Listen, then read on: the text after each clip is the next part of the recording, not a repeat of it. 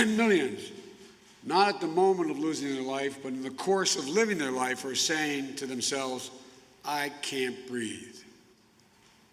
It's a wake-up call to our nation, in my view. It's for all of us, and I mean all of us. It's not the first time we've heard those words. They're the same words we heard from Eric Garner when his life was taken away 6 years ago. But it's time to listen to those words, to try to understand them, to respond to them, respond with action. A country is crying out for leadership. Leadership that can unite us, leadership that brings us together, leadership that can recognize pain and deep grief of communities that have had a knee on their neck for a long time. There's no place for violence, no place for looting or destroying property or burning churches or destroying businesses, many of them built by the very people of color who for the first time in their lives are beginning to realize their dreams and build wealth for their families. Nor is it acceptable for our police, sworn to protect and serve all people, to escalate tension, resort to excessive violence. We need to distinguish between legitimate peaceful protests and opportunistic violent destruction. We have to be vigilant about the violence that's being done by this incumbent president to our economy and to the pursuit of justice. When peaceful protesters dispersed in order for a president from the doorstep of the people's house, the White House, using tear gas and flash grenades in order to stage a photo op in one of the most historic churches in the country, or at least in Washington, D.C. We can be forgiven for believing the president is more interested in power than in principle, more interested in serving the passions of his base than the needs of the people in his care. For that's what the presidency is, the duty to care for all of us, not just those who vote for us, but all of us, not just our donors, but all of us. The president held up the Bible at St. John's Church yesterday. I just wish he opened it once in a while instead of brandishing it. If he opened it, he could have learned something. They're all called to love one another as we love ourselves. It's really hard work, but it's the work of America. Donald Trump isn't interested in doing that work. Instead, he's preening and sweeping away all the guardrails that have long protected our democracy, guardrails that have helped make possible this nation's path to a more perfect union, a union that constantly requires reform and rededication. And yes, the protest from voices that are mistreated, ignored, left out, or left behind. But it is a union worth fighting for. And that's why I'm running for president. In addition to the Bible, the president might also want to open the U.S. Constitution once in a while. If he did, he'd find a thing called the First Amendment. And what it says in the beginning, it says, the right of the people peaceably to assemble and to petition their government for redress of grievances. That's kind of an essential notion built into this country. Mr. President, that's America. That's America. No horses rising up on their hind legs to push back peaceful protest. Not using the American military to move against the American people. This is a nation of values. Our freedom to speak is a cherished knowledge that lives inside every American almost from the time you're a kid. We're not allow any president to quiet our voice. We won't let those who see this as an opportunity to sow chaos throw up a smokescreen to distract us from the very real and legitimate grievances at the heart of these protests. We can't leave this moment. We can't leave this moment thinking that we can once again turn away and do nothing. We can't do that this time. We just can't. The moment has come for our nation to deal with systemic racism, to deal with the growing economic inequity that exists in our nation, to deal with the denial of the promise of this nation made to so many. You know, I've said from the outset of this election that we're in the battle for the soul of this nation. And we are in the battle for the soul of this nation. What we believe, and maybe most importantly, who we want to be, it's all at stake. That's truer today than it's ever been, at least in my lifetime. And it's this urgency, it's in this urgency we can find a path forward. Now, the history of this nation teaches us that in some of our darkest moments of despair, we've made some of our greatest progress, some of our darkest moments. The 13th, 14th, 15th Amendments followed the Civil War. The greatest economic growth in world history grew out of the Great Depression. The Civil Rights Act of 1964 and the Voting Rights Act of 65 came in the tracks of Bull Connor's vicious dogs. To paraphrase Reverend Barber, it's the morning where we find hope. It's in the morning where we find hope when we mourn. But it's going to take more than talk. We've had talk before. We've had protests before. But we've got to now vow to make this at least an era of action and reverse the systemic racism with a long overdue concrete changes. The action will not be completed in the first 100 days of my presidency if I'm fortunate enough to be elected, or even in my entire term. It's going to take the work of a generation. But if this agenda will take time to complete, it should not wait for the first 100 days of my presidency to get started. A down payment on what is long overdue should come now, should come immediately. I call on the Congress to act this month on measures that will be the first step in this direction, starting with real police reform. Congressman Jeffries has a bill to outlaw chokeholds. Congress should put it on the president's desk in the next few days. There are other measures to stop transferring weapons of war to police forces, improve oversight and accountability, to create a model use of force standard. That also should be made law this month. No more excuses, no delays. If Mitch McConnell can bring in the United States Senate to confirm Trump's unqualified judicial nominees who will run roughshod over our Constitution now, it's time to pass legislation that will give true meaning to our constitutional promise of equal protection under the law. Looking ahead, in the first 100 days of my presidency, I've committed to creating a National Police Oversight Commission. I've long believed we need real community policing.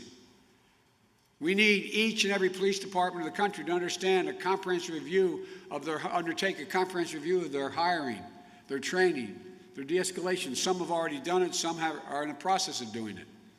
The federal government should give the cities and states the tools and the resources they need to implement reforms. More police officers meet the higher standards of their profession. Most of them do it. All the more reason why bad cops should be dealt with severely and swiftly. We all need to take a hard look at the culture that allows for the senseless tragedies that keep happening. And we need to learn from the cities and the precincts that are getting it right. We know, though, in order to have true American justice, we need economic justice as well. Here, too, there's much to be done. As an immediate step, Congress should act now to rectify racial inequities that allow COVID-19 recovery funds to be diverted from where they live. I'll be setting forth my agenda on economic justice and opportunity in the weeks and months ahead, but it begins with health care. Health care should be a right, not a privilege. The quickest route to universal coverage in this country is to expand on Obamacare. We could do it, we should do it. But this president, even now, in the midst of a public health crisis with massive unemployment, wants to destroy it. He doesn't care how many millions of Americans will be hurt. because he's consumed with this blinding ego when it comes to Barack Obama, President Obama. The president should withdraw his lawsuit to strike down Obamacare, and the Congress should prepare to pass the act I propose to expand Obamacare to millions more so everyone's covered. These last few months, we've seen America's true heroes. Healthcare workers, docs, nurses, delivery truck drivers, grocery store workers. You know, we've come up with a new phrase for them: essential workers. Essential workers. But we need to do more than praise them. We need to pay them. We need to pay them. Because if it weren't clear before, it's clear now. This country wasn't built by Wall Street bankers and CEOs. It was built by the great American middle class, which was built by unions and our essential workers. You know, I know there's enormous fear and uncertainty and anger in the country. I understand.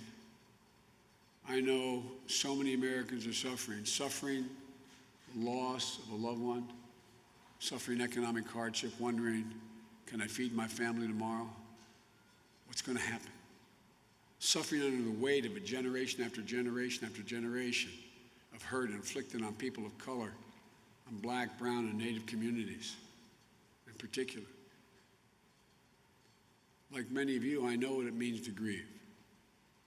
My losses are not the same as losses felt by so many, but I know what it feels like when you think you can't go on. I know what it means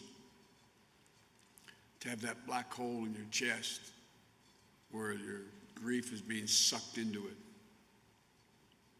Just a few days ago marked the 5th anniversary of my son Bo's passing from cancer. And there's still moments when the pain is so great it feels no different than the day I sat in that bed as he passed away. But I also know that the best way to bear loss and pain is to turn it into that anger and anguish into purpose. And Americans know what our purpose is as a nation. It has to be guided. It has to be guided. It's guided us from the very beginning.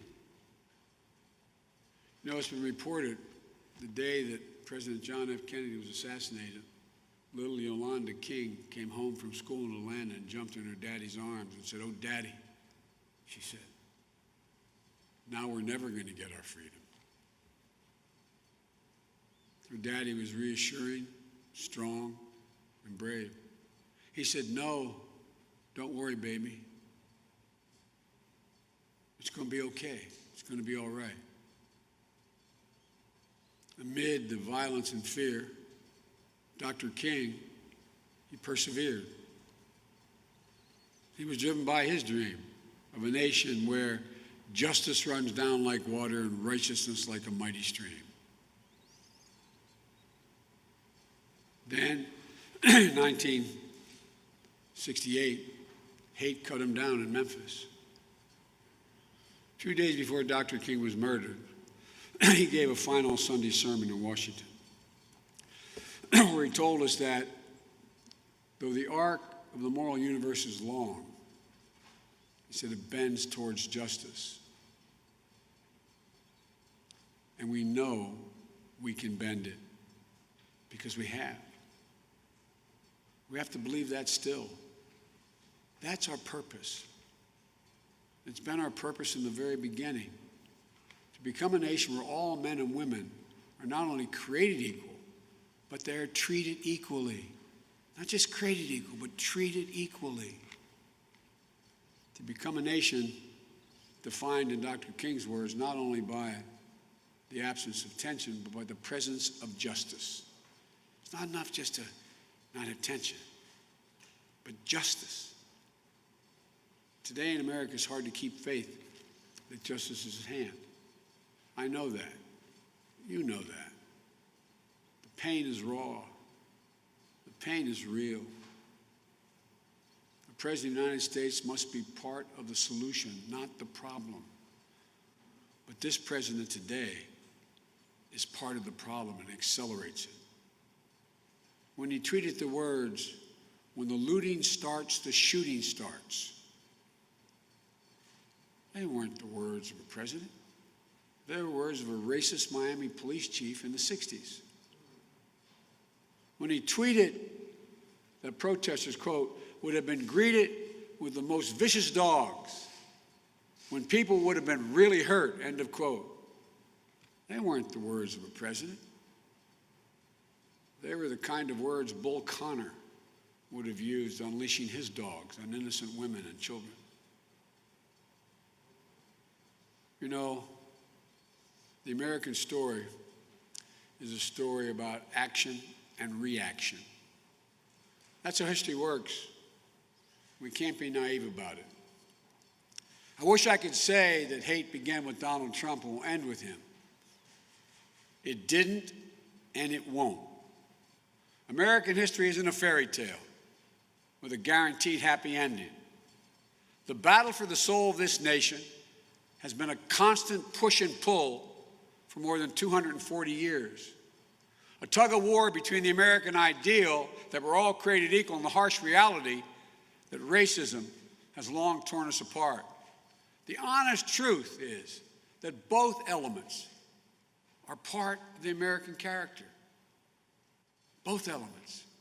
At our best, the American ideal wins out. But it's never a rout.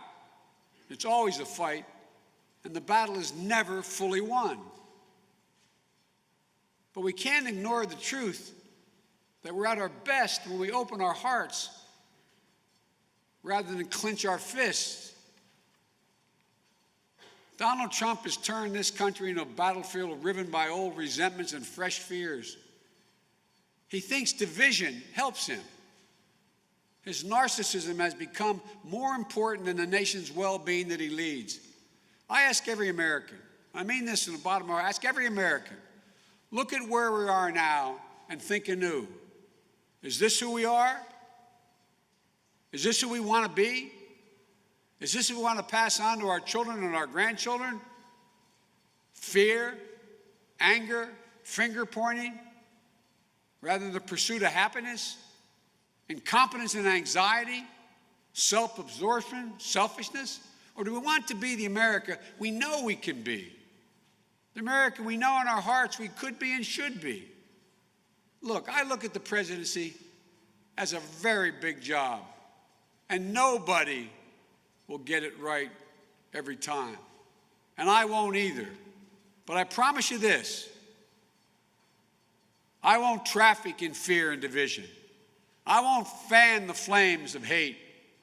I'll seek to heal the racial wounds that have long plagued our country, not use them for political gain. I'll do my job and I will take responsibility. I won't blame others. I'll never forget. I will never forget. I promise you, this job is not about me. It's about you. It's about us. It'll work not only to rebuild the nation, but to build it better than it was. We're the only nation in the world that goes through crisis and comes out better. To build a better future. That's what America does, to build a better future. We build the future. It may, in fact, be the most American thing to do, build the future. We hunger for liberty, the way Harriet Tubman and Frederick Douglass did. We thirst for the vote, like Susan B. Anthony and Ella Baker and John Lewis did. We strive to explore the stars, cure disease, make an imperfect union more perfect than it's been. We may come up short, but at our best we try. My fellow Americans, we're facing formidable enemies. They include not only the coronavirus and the terrible impact on the lives and livelihoods, but also the selfishness and fear that have loomed over our national life for the last 3 years. And I choose those words advisedly, selfishness and fear. Defeating those enemies requires us to do our duty, and that duty includes remembering who we should be, who we should be. We should be the America of FDR and Eisenhower, of Rosa Parks and Martin Luther King Jr., of Jonas Salk and Neil Armstrong. We should be the America that cherishes life, liberty, and courage. And above all, we should be the America that cherishes each other, each and every one of us. You know, we're a nation in pain. We must not let our pain destroy us. We're a nation enraged, but we cannot let our rage consume us. We're a nation that's exhausted, but we will not allow our exhaustion to defeat us. As president, it's my commitment to all of you to lead on these issues and to listen, because I truly believe in my heart of hearts we can overcome. When we stand together, finally as one America, we'll rise stronger than we were before. We'll move that arc closer to justice. We'll reach out to one another. So speak out for one another. And please, please, do what's recently been happening. Take care of one another. This is the United States of America. There's never been anything we've been unable to do when we set our mind to do it, and we've done it together. Together, united. That's who we are at our best. May God bless you all, and may God protect our troops. Thank you.